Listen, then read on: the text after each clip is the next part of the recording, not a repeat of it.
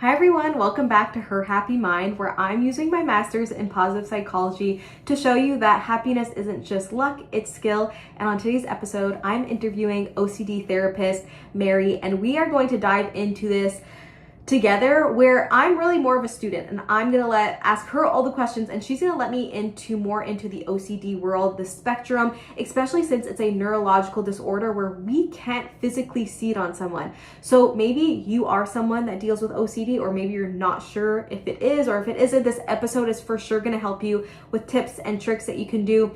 And if you're someone that you know someone, or you are in a relationship with someone, or someone that you love, and you are trying to understand them more as well, this is going to be a beautiful episode for you to listen to or to send to someone so they can listen to it too. So without further ado, let's welcome Mary on our show. And welcome Mary to Her Happy Mind Yaps. I'm super excited to have you on an episode today.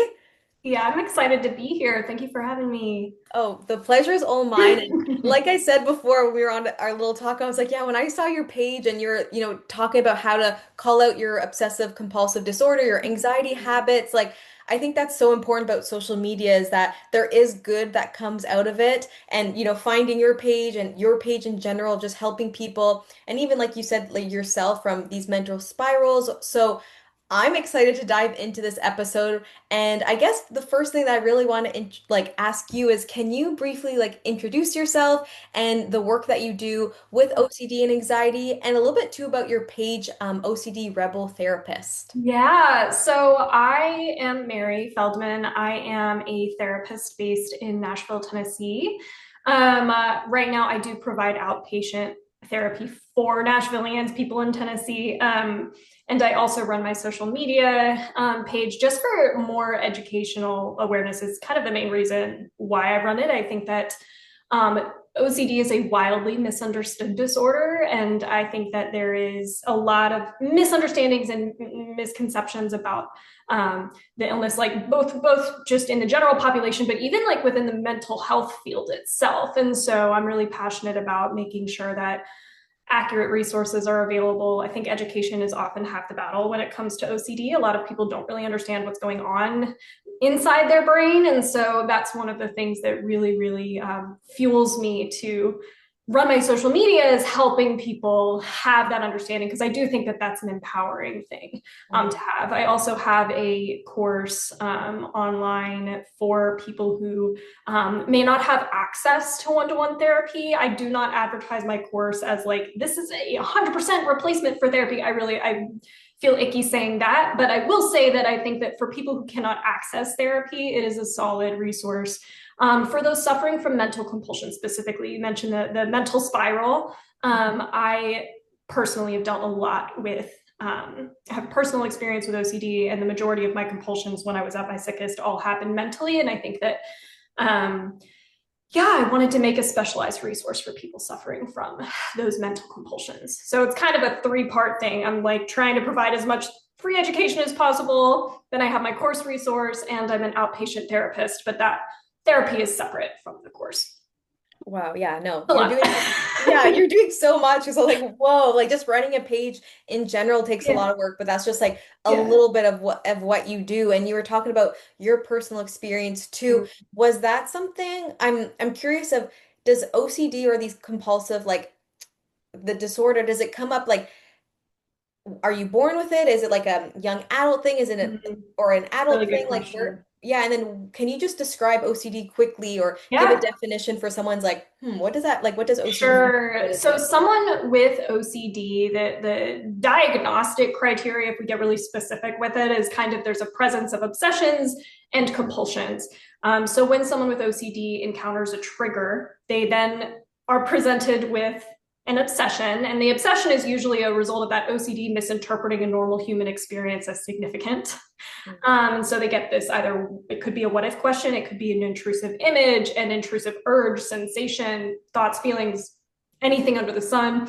We feel that anxiety in response to it because it is an ego dystonic disorder. So the obsessions that arise for someone with OCD go against who they are and what's important to them. And so, of course, when that happens, we feel that anxiety, distress, disgust, what have you, and the compulsions are there to alleviate that discomfort that comes from the obsessions. And that's what fuels the OCD cycle. So it becomes a disorder when the cycle is, really wreaking havoc on a person's life. For me, I, was kind of born anxious. I entered the world and I was like, hi, I'm stressed, was kind of immediate for me as a kid. I was always really, very suspicious of everything. And I started dealing with obsessions and compulsions probably around the age of 8 in terms of like, where does OCD come from? How does it come up? We don't have a black and white answer to that. In terms of research, we do know that there is a genetic component to OCD, so you can be predisposed to it via genetics.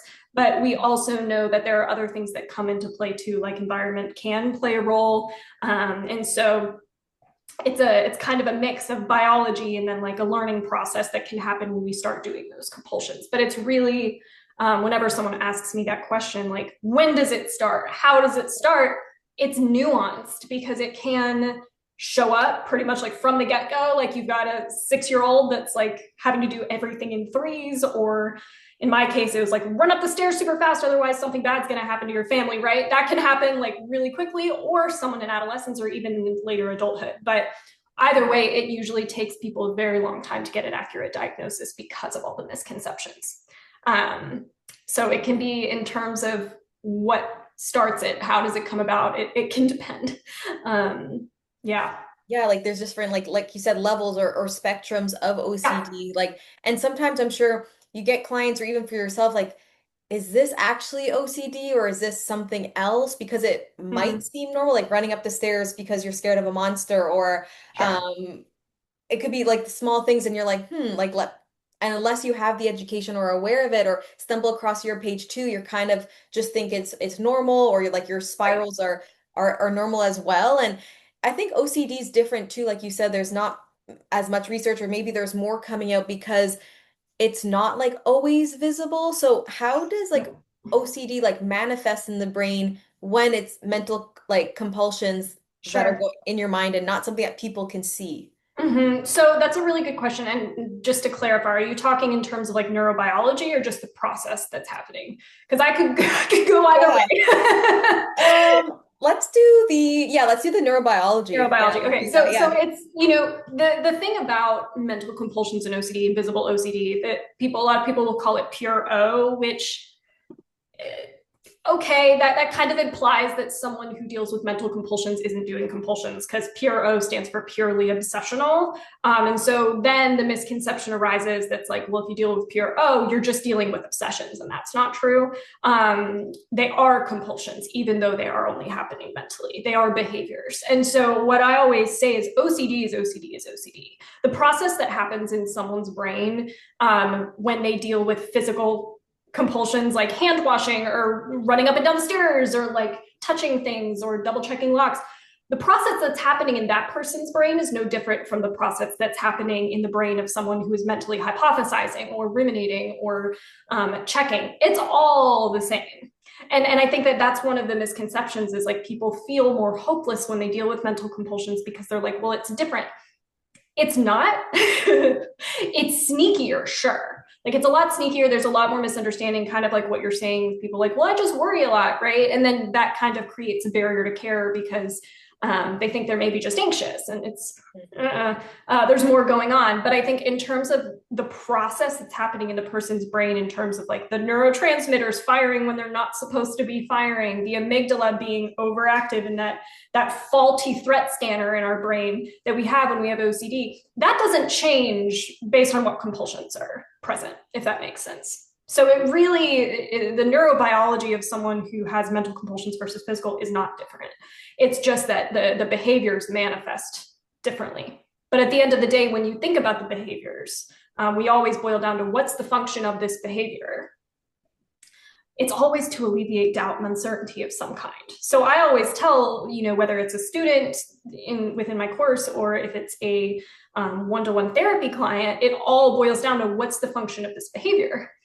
And if it has anything to do with alleviating doubt or uncertainty or escaping anxiety, your amygdala does not care if that behavior is ruminating or hand washing. The only thing your brain is registering is that we need to make distress go away. We need to make doubt and uncertainty stop. So whenever someone kind of comes to me and they're like, well, I didn't want to, wash my hands, so instead I avoided thinking about it, or I didn't want to get up and check the locks, so I replayed it in my brain.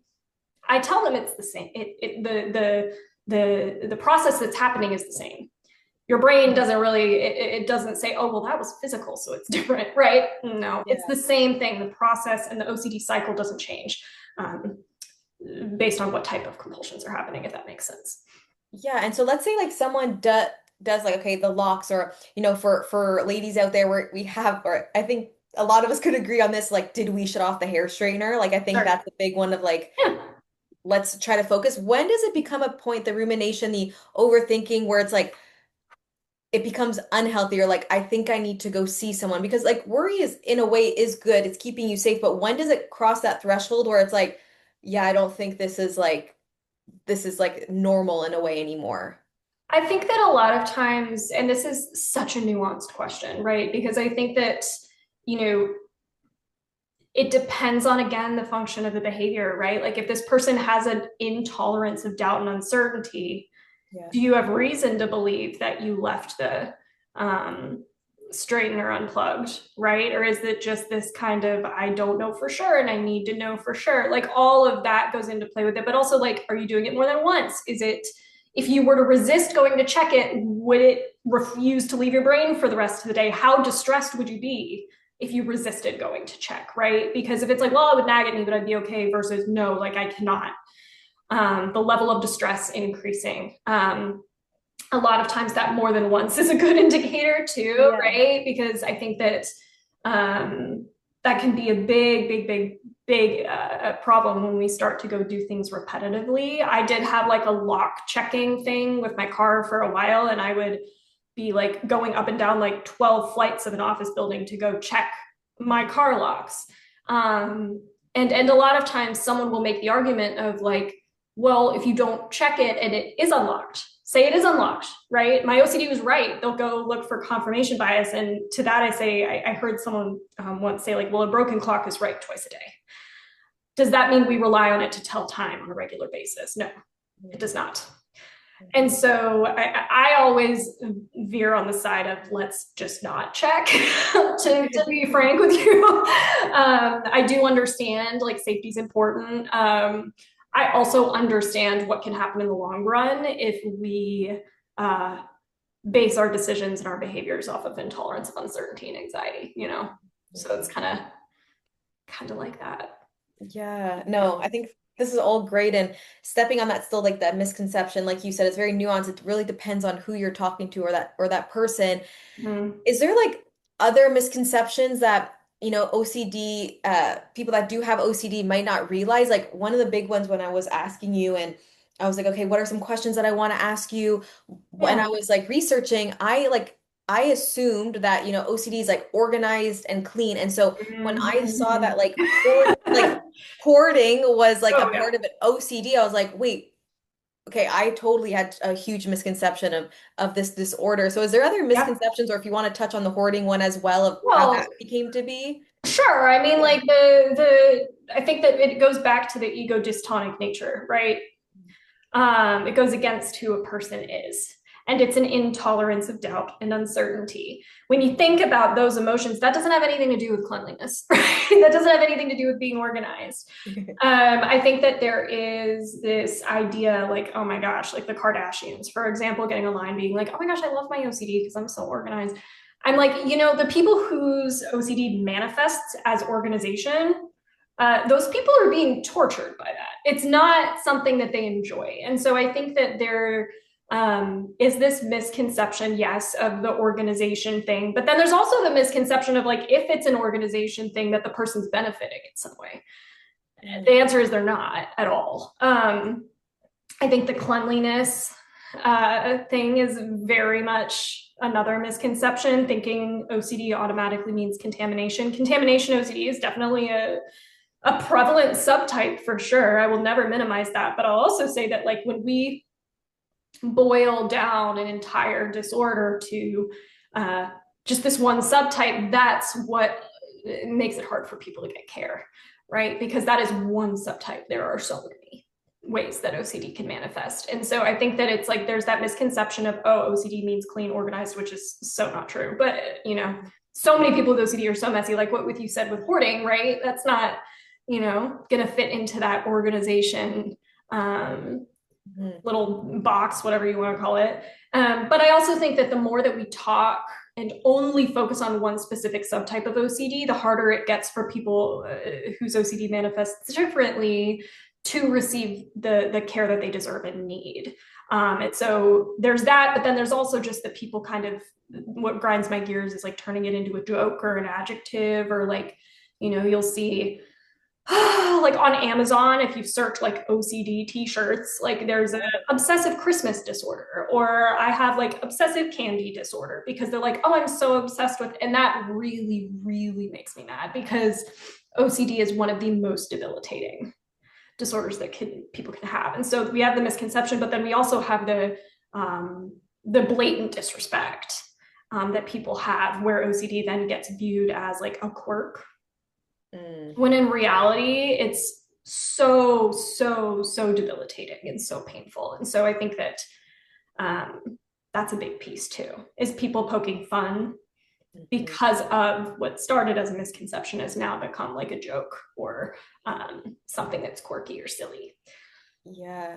And like you said, especially like if the Kardashians or other celebrities are just kind of like labeling it as like, oh, I'm just like a minimalistic, organized, like how, you know, their lifestyle, you're like you said, like, no, this like will eat someone up alive. Like their brain will literally eat them up. And you're just like, you're just kind of fantasizing it as like, it's a great trait to have. So I can see how. Right. And it also minimizes the pain that sufferers are going through. Like when I was like 11 years old, I woke up and I was horrified that my dog had assaulted me while I was asleep. Okay. Whoa. Right. And so when you have, and that's like not super uncommon, there's like, you know, and I know you have Instagrams or, you know, YouTube monetizing, whatever. So if you need to edit, you can, but there's pedophilia OCD, there's incestuous OCD, there's bestiality OCD. There's all of these different things that not only are stigmatized because of the content of the intrusive thoughts that the people are dealing with. So you have the judgment, which creates a barrier to care, right? Because people are scared to say anything about what's going on in their brain. But then you, on top of that, have everyone's making fun of this. So when I say this is a wildly misunderstood disorder, it's not just because, oh, we need more research. It's also because of culture and the way that the disorder is treated in the media that minimizes the pain that the disorder brings. Yeah. And is there like, still keeping on this little topic, is there like a pattern that you observed on how like OCD does manifest differently across like age groups or like personality traits or cultures? Like, is there? Well, you know, I think that everything is I'm such a nuanced person. That's important. Yes and no. I think that one of the things that I see, or that we all see, is when I use the term ego dystonic, it's OCD comes after what someone cares about most. So like if someone really values their faith, right? I'm not surprised. I mean, regardless if I'm working with someone who's Muslim or Christian, Jewish, Catholic, whatever, I'm never really shocked when they're dealing with like intrusive thoughts around their religion, right? Or if someone is, you know, loves kids, never shocked when there's like pedophilia OCD going on or harm OCD around children going on. And so like you'll see people, like if you have a bunch of people who are really passionate about children, not surprised if there's overlap in how those people OCD present, simply because OCD is an ego dystonic. So if it goes against what the person values, and not surprised. A lot of times what I see with harm OCD, especially people who are afraid, which is a theme that I've dealt with personally, like I'm going to snap and murder my husband or kill my pets. Those are always like the most gentle, sweet, kind people. So you'll see some of that, right? Simply because OCD attacks what you love.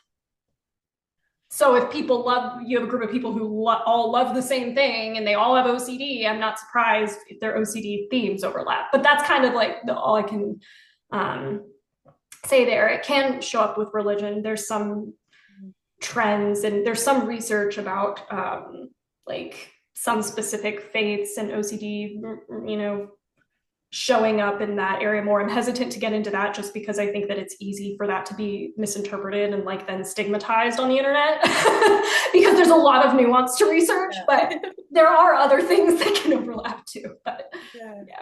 No, I feel like we could just have like an hour talk just of like kind of Oh, breaking right. all these That's like why I'm like, okay. yeah. Yeah, You're like, oh, time out. right. And going back to the research too, like you were talking about that if you can explain the difference between like visible compulsions and then like the mental compulsions in terms of, yeah, brain activity. Same brain activity. That's Brain. the thing, is there's no difference in brain activity. I think that like you'll notice there are specific things that happen when someone's dealing with like rumination specifically. Like if you have a rumination issue going on, there's going to be a lot more increase in the default mode network in that person's brain. However, that part of the person's brain is usually like more active in general when they have OCD. So it's kind of like, you know, what the default mode network is it's the part of your brain that's kind of like Alice in Wonderland, like we're just kind of zoning out or we're daydreaming, whatever. That when the longer you ruminate, the more increase in activity we see in that part of your brain. And that's why the longer you ruminate, the more further removed from reality you feel. And so like we'll have like little things like that noticed with some specific compulsions, but generally speaking, it's all the same. Like there are parts of the brain that should not be firing and they're firing, and then there are parts of the brain that should be firing and they're not firing. I have like a whole lesson on that in my course too, for people to understand like these different neurobiological differences that are going on, but it isn't really different with physical versus mental compulsions because it's all about the threat sensing in the person's brain, the threat sensing, and then their brain's ability to filter out. So it's like we have an overactive threat sensor and an underactive filter for threats. And that doesn't change based on what kind of compulsions are going on. It's kind of all the same. The good news is though, and people hear that and they get really hopeless. So I do want to like say this is why neuroplasticity is so incredible.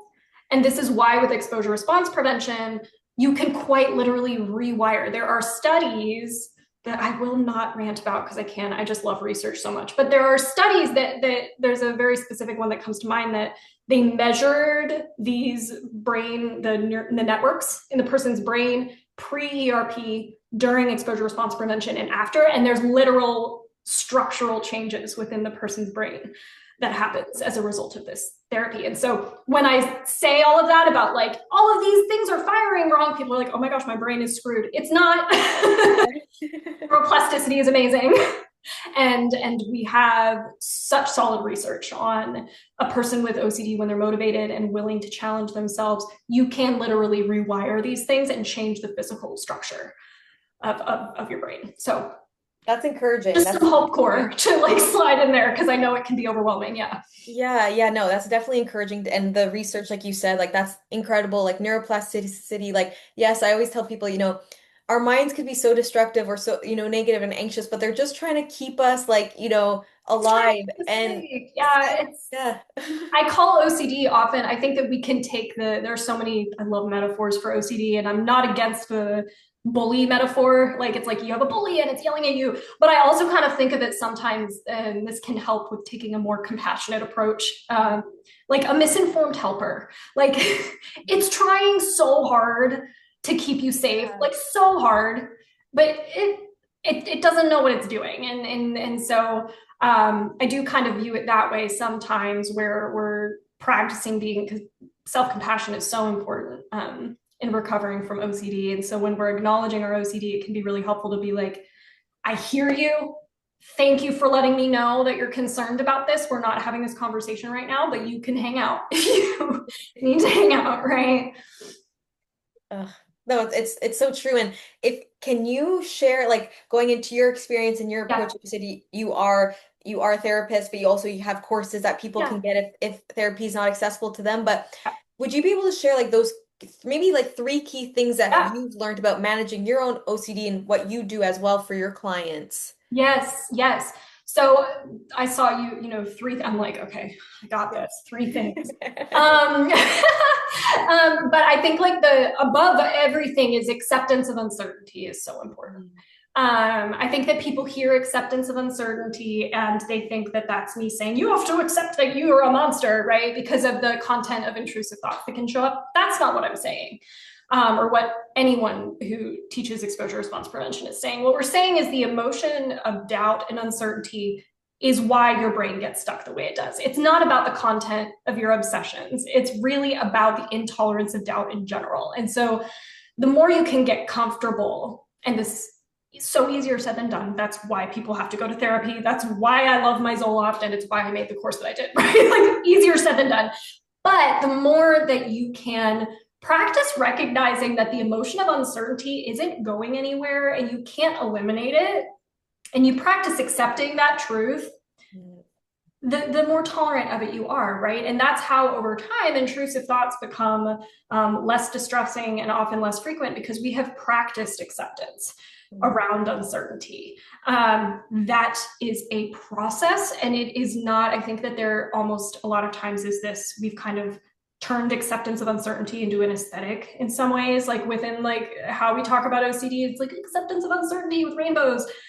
It's a bummer. Like, I think that there is a process that we go through when we have OCD that's like mourning this fantasy that OCD has sold us, because that fantasy that OCD sells us is you can have 100% factual certainty around what you're scared of, and that's just not true. And so there is that process that the person goes through as they're learning to practice acceptance. It's like, damn it, like, oh, damn, I have to accept that I can't have this 100% factual certainty. And that's hard. So that's the first thing is learning to do that. And that comes with exposing yourself to your fears and facing your fears and allowing that uncertainty to be present without trying to get rid of it. I think the second, this may be the first thing, but self-compassion throughout the entire process is so crucial. A lot of times, I mean, people who are anxious with OCD, you see a lot of people who are very hard on themselves. And one of my favorite therapist resource creators out there, Kimberly Quinlan, she has a workbook that you could send to people. It's self-compassion for, I have it on my shelf. Okay. It's self-compassion for OCD, something like that, where she walks through ERP, but also talks about the importance of self-compassion. And I really think like one of the biggest takeaways there is like, recovery from OCD is hard. Anyone who says that I can get you there and X, what, they're selling something. Like, there's nothing true to everything's going to click and it's going to be easy. And the kinder you are to yourself, and the more that you are your own inner cheerleader, the easier it is to pick yourself up when you fall down, which will happen inevitably. So there's the self-compassion piece. And then I really think that kind of the mindset is huge. And one of the most important things, the third thing, is to recognize that your anxiety, your emotions, and your intrusive thoughts are not the problem. Recognizing that and responding accordingly. And I say that because when you think about the OCD cycle, the intrusive thoughts and the anxiety and the disgust and the feelings, that's not what keeps the cycle going. What keeps the cycle going is your behaviors, is your behavioral response. OCD cannot thrive without your participation. It can show up and say, hey, remember me, I'm stressed about this thing. And you know, but you are the only person, only whatever, with the power to actively change that. And so when you stop viewing intrusive thoughts and anxiety and the presence of uncertainty and doubt, disgust, whatever you're dealing with as a result of your OCD, when you stop viewing those things as the problem and start viewing your behavioral response as the problem, it's a lot more empowering, because you cannot control the thoughts that pop into your head or the emotional responses you feel, but you can control your response. And that's what's so empowering about that. It is, again, hard because there's a lot of facing the music and personal responsibility that comes with that. However, it means you're not powerless. OCD thrives on learned helplessness and powerlessness and fragility. And if the second you recognize and you willingly over and over and over again take the leap of faith of, you know what, I'm going to face these feelings and allow these intrusive thoughts to be here, the more power you take back for yourself. So yeah, acceptance of uncertainty, self-compassion, and recognizing that this is your intrusive thoughts and anxiety aren't the problem, and adopting that mindset, not just saying, yeah, they're not the problem, but saying it and then making that what drives you. Yeah, wow, I'm learning so much. And even like you said, the whole yeah, you could, I'm thinking this, but you can just, I'm not listening to you right now. Like you can just take a Yeah, step like back. you're here, hi, like it's Yeah. fine. Yeah, hang out, but I'm not going to act on it. And I think that's when it comes to like even like addictions, or when we talk about, even when I was learning with around positive psychology, it's like it's not about it always acting on everything. It's just about reflecting and listening to Notice. your subconscious of like what does it want me to do without even me realizing at a certain point, like am I checking my keys, or checking my car, or am I checking my text messages over and over, did I send the right thing? It's like Yeah. whoa, like just stop and kind of ground yourself and If you want to take power from OCD, you got to allow it to exist without engaging with it. mm, Like I have intrusive thoughts, like, plenty. Like yeah, this morning I'm taking my meds, and this one has been more recurrent recently, where my OCD is really worried that like I will have dropped the medicine and my cats ate it and they'll die. Uh, yeah, that's fine. That thought can be there. yeah, That is how I respond to it now, right? yeah, It's yep, that could happen. I mean, I guess I'll find out if I start feeling sick later, because that's usually what happens if I don't take my meds. I start feeling nauseous. So I'm like, I guess we'll see if I drop the meds, but I'm not going to check for it, because that reinforces the catastrophic narrative that OCD is spinning. Without my, oh no, let's fix that, the narrative dies because I'm not feeding it. yeah, absolutely. Yeah, it's like I'm in like in a sourdough craze. If I don't feed my sourdough, it's not going to, Yeah. keep building, or Right. building next batch. So it's the same thing for our mind. So no, I love that. And you keep going back to about your scripts, and I know that you had that on Yeah. your course. And from what I looked at, from what I can see, how do your scripts from those intuitive thoughts work in practice? Can you give maybe a few more examples in that? Yeah, sure. So the script, the way that we want to respond to our intrusive thoughts is non-judgmental, right? Because if we refuse to assign meaning to something, it's a lot harder for OCD to get its talons put in. So there are kind of like rules for the scripts almost, but we use the scripts to acknowledge OCD without engaging in its narrative, acknowledge OCD without then allowing the cycle to continue. And you'll notice with the, scripts that we use to respond to intrusive thoughts, none of them invite a conversation. None of them invite an argument of any kind. Mhm.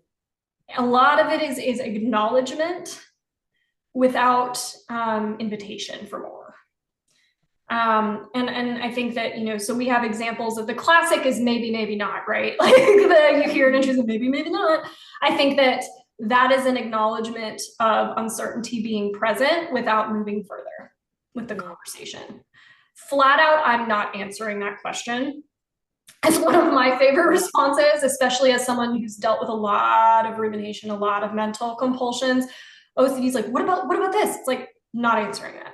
It's just a boundary, Yeah. boundary setting. Notice how, again, with that, I'm not trying to make uncertainty go away. I'm not trying to make myself feel better. I'm acknowledging OCD and telling it, you are welcome to be stressed over there, and you can nag me all you want. We are not talking. This is not up for negotiation. Mm. Because it'll try to negotiate, right? Like you say no once, and then it's like, well, what about this? And you're like, nope, still no. I also really love, speaking of the self-compassion, we can insert self-compassion in how we respond to OCD, right? Like that would be really scary, and it's okay for me to be scared while not answering that question, right? So there are a lot of different things that we can incorporate into our non-engagement strategy, non-engagement by not engaging in the narrative that OCD is spinning, not engaging with the OCD cycle. I'll also say with these, I think it's really important to, and I know this wasn't part of the question, but I'm gonna slide this in there anyway, because this is something that people will misinterpret and then they'll use the tool incorrectly. Scripts, and they're also called non-engagement responses, should never be used as a roundabout way to make yourself feel better. If your goal when you say maybe, maybe not is to feel better, it's like, well, if I say this, my OCD will be quiet, that you've turned it into a compulsion at that point. So I do want to say, I'll give all these examples, but I do really, really want to kind of slide that kind of caveat in there of anything can become compulsive if you are not using it with the motivation of accepting uncertainty and not engaging with OCD. So I'll have a lot of people be like, I'm using the non-engagement responses and it's not working. And I'm like, what do you mean it's not working? And they're like, well, I'm still anxious. And I'm like, well, you're using it wrong then. You're not, because the goal is to accept that you're feeling anxious without engaging further. So I will say that, slide that in there, because that can that's a really sneaky way that OCD will hijack the tool. Yeah. Yeah, our minds are very sneaky in that ways, in those ways too, of just like, how can I detour around this? And Well, remember that rule of the intrusive thoughts and anxiety aren't the problem. So if you're using tools through that perspective of they're the problem, then you're reinforcing the narrative that reinforces the OCD cycle of we have to get rid of it. Right? It all ties together. Yeah, and you see just like how much of a like a loop and like okay, we got it here, but then you continue okay, and it's like you're constantly trying to like break apart that cycle. Then yeah. No, I think that's why your work is so beautiful and one of the reasons why I wanted to talk to you because there's just so much to know about this and I'm sure there's going to be so much more research coming out this and so excited. and just people learning more about it, right? Like the more that you share, more that other people share, I think that's going to open up the conversation too. And if someone's listening to this right now and they're like, okay, I'm listening, I enjoy this. Maybe they follow you too, and they're like, okay, I think I'm struggling with this right now. Is there any like practical tips that people can apply like immediately? Obviously, yes, maybe they should reach out to like a professional, but is there any like immediate like to manage their OCD and anxiety? Yeah.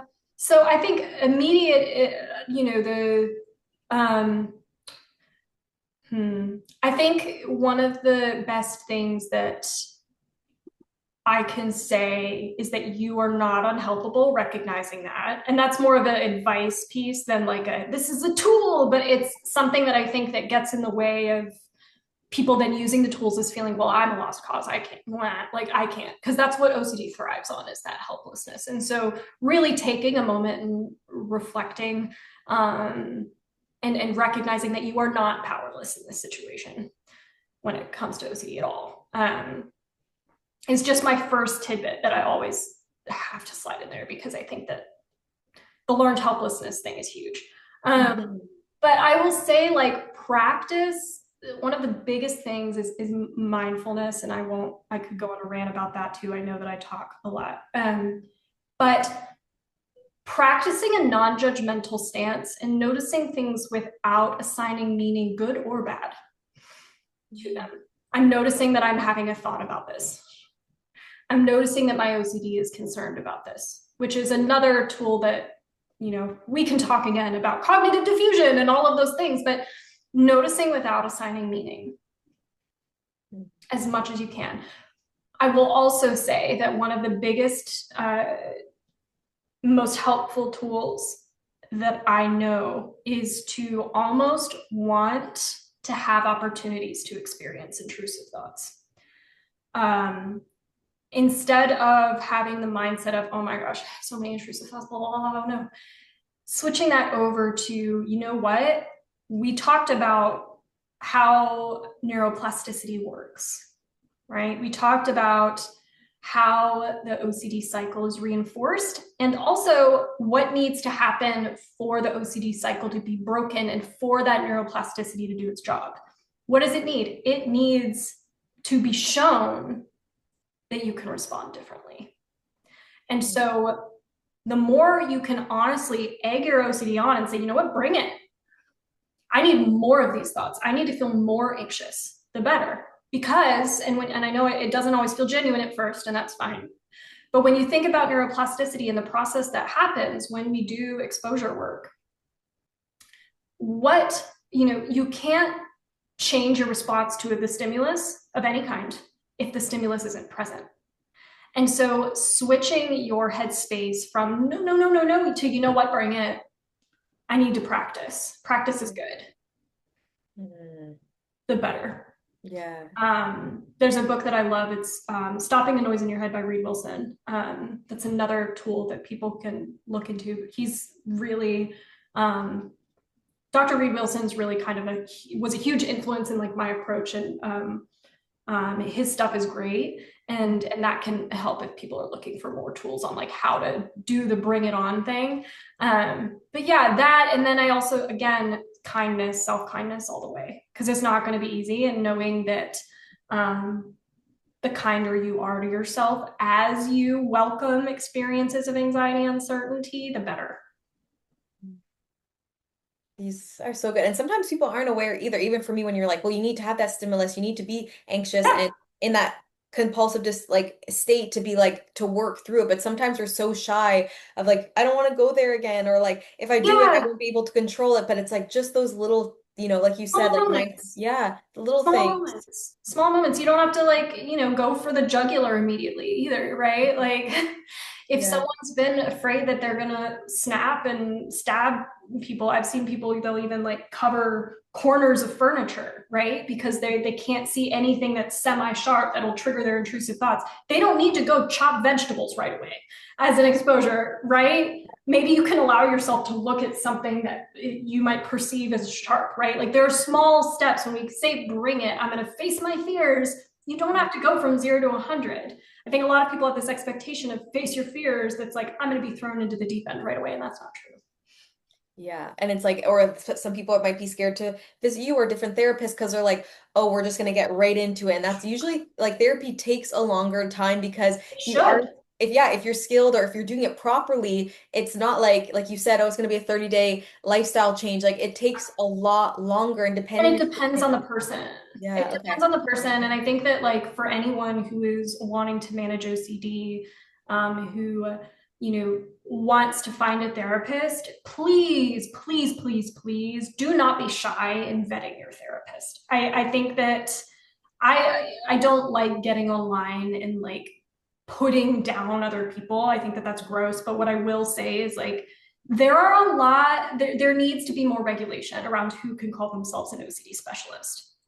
Mm. Unfortunately, it is a disaster. People can get online and say, yeah, I treat OCD because they took a 3-hour training. Mm. Yeah. So when you're looking for a therapist, please do not feel bad about vetting them, asking them, what is your training? What's your experience with working with taboo subtypes and mental compulsions? Mm. Um, because a good therapist won't be offended by you vetting them with those questions. So know that you're deserving of a therapist who has real solid experience too. Because those therapists who have real solid experience aren't going to throw you at the deep end right away and just say, oh, let's go do the big exposures right now without, that's another thing that I'll say to just kind of a Yeah.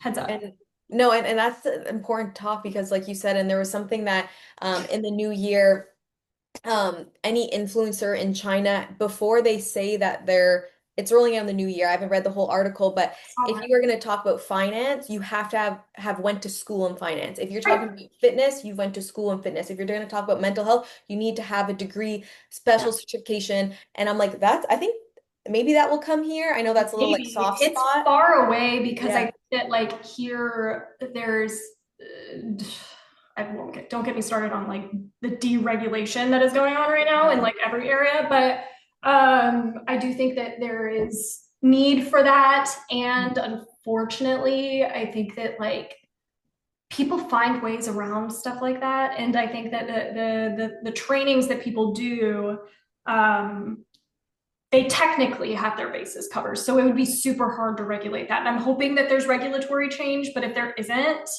um, just there are very specific questions you can ask to find a good therapist, even if the government doesn't follow through on this, is what I'll say. Because Yeah, I liked how you provided those questions too, because yeah, I think a lot of people like have that feeling of like I haven't found the right one or that one didn't work for me. And like, well, did you ask them the right questions before you took that kind of, which, and that it's to validate, it sucks that that falls to the individual seeking I hate that that has become the responsibility of the person yeah, trying to find a therapist too. it's true. Yeah, Yeah. they shouldn't have Yeah. to do that. Yeah, and that could be a whole different episode I know, too. I'm like I'm like, rein it back. It's our little rant, but yeah, we could wrap this up. But like I said, we could probably talk for so much I longer. But know. where can people find you, Mary? Your work, that Yeah. program that you said that the course you wrote out, or Yeah. connect with you?